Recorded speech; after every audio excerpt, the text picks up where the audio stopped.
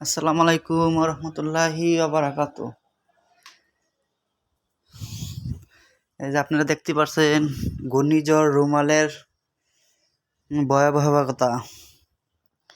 কালকে তো প্রচুর ঝড় বৃষ্টি হয়েছে। আমাদের বাসার কি অবস্থা তা দেখাইতেছি আপনাদেরকে, দেখেন প্রচুর পানি জমে গেছে। এই যে একটা কাঁঠাল গাছ, সেটাও হেলে পড়ছে ঝড়ের কারণে। দেখতে পারতেছেন প্রচুর পানি জমে গেছে বাসার সামনে। তো আলহামদুলিল্লাহ তেমন একটা ক্ষয়ক্ষতি হয় নাই। এই আম গাছে কয়টা আম ছিল, দেখতেছি জ্বরের কবলে কোনো আম টাম পড়ছে নাকি, কারণ প্রচুর জ্বর হয়েছিল কালকে রাত, কালকে সারা দিন আপনারা জানেন বা দেখছেন।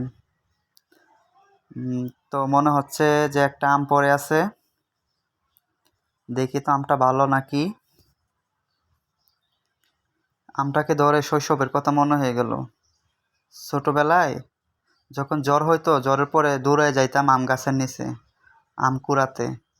হ্যাঁ, আমটাকে নিয়ে সেই কথাটা মনে হয়ে গেল। দেখেন আমটা পরে ফেটে গেছে, হয়তো কালকে পড়ছিল জ্বরে, পরে একদম ফেটে গেছে। তো আলহামদুলিল্লাহ আমাদের তেমন একটা ক্ষয়ক্ষতি হয় নাই। যারা নদীর পাড়ে বাড়ি বা সমুদ্রের উপকূলে যারা, তাদের তো অনেক ক্ষয়ক্ষতি হয়েছে। আর প্রায় 10 জন লোক মারা গেছে কালকে জ্বরের কবলে, এটা তো আপনারা খবর শুনছেন। দেখেন বাইরের ভিউটা দেখেন, কত পানি জমে গেছে রাস্তায়, একদম জলাবদ্ধতা হয়ে গেছে। এই যে স্কুল ছাত্রীরা স্কুলে যাচ্ছে, জামা টামা ভিজে যাচ্ছে একদম। হ্যাঁ, মানুষ চলাফেরায় খুব কষ্ট হচ্ছে জলাবদ্ধতার কারণে। কি করবে মানুষ বলেন, পানি যাইতে পারে না, একদম ড্রেনগুলো একদম ছোট ভরাট হয়ে গেছে। এগুলো দেখার কেউ নাই, বলারও কেউ নাই, সাধারণ মানুষেরা হচ্ছে গিয়ে কষ্ট। যাক আলহামদুলিল্লাহ, আজকে মনে হচ্ছে দিনটা ভালোই যাবে। আবহাওয়া পত্র বলছিল যে 3 দিন এরকম থাকবে। তো আলহামদুলিল্লাহ আমরা ভালো আছি। যারা নদীর পাড়ে বাড়ি, তাদের তো ঘর বাড়ি ভেঙে একদম নিয়ে গেছে এই ঘূর্ণিঝড় রুমাল। হ্যাঁ, তো এখানে তো মানুষের কোনো হাত নাই, উপরওয়ালার ইচ্ছাতে সব কিছু হয়। তো আজকে একটু গুড়ি গুড়ি বৃষ্টি পড়তেছে। এই যে দেখেন সবাই যে যেভাবে পারে সেভাবেই রাস্তা দিয়ে চলাচল করে।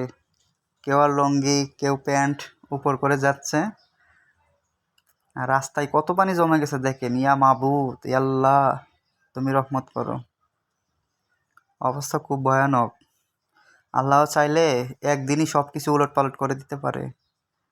কথা আছে না, রাখে আল্লাহ মারে কে, আর মারবে আল্লাহ রাখবে কে। দেখেন একদিনের তাণ্ডবই দেখেন কি অবস্থা শহরের, অলিতে গলিতে যাওয়া যাচ্ছে না, আমরা তো বেরই হতে পারছি না, এরকম অবস্থা।